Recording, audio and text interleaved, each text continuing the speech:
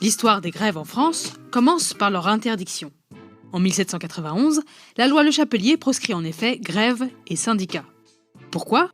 Parce qu'à un moment où l'on parle de volonté générale, on considère qu'il ne peut y avoir de corps intermédiaire entre le citoyen et l'État. À cette époque pourtant, les conditions de vie des ouvriers sont très difficiles.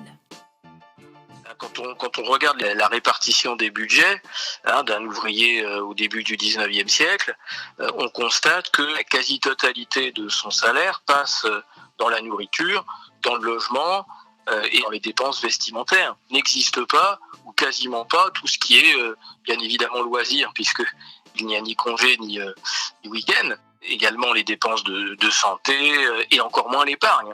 Le budget d'un ouvrier au début du 19e siècle, c'est un budget consommé, entièrement dépensé. Résultat, les ouvriers font tout de même grève pour demander de meilleurs salaires et de meilleures conditions de travail.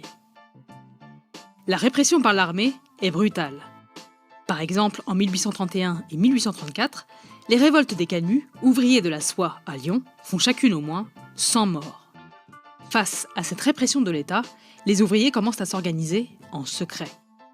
Ce monde ouvrier, ce monde militant, s'est construit sur une espèce de culture de la clandestinité pour échapper à la surveillance, pour échapper à la répression, et de culture de la lutte, parce que c'est installé une méfiance et une certaine brutalité dans les relations au patronat et à l'État.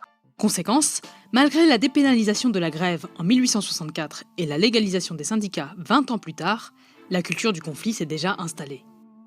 Fondée en 1895, la CGT fait ainsi de la grève le principal mode d'action pour les ouvriers. Et cela fonctionne.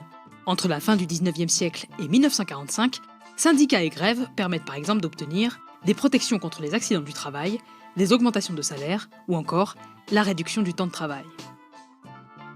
De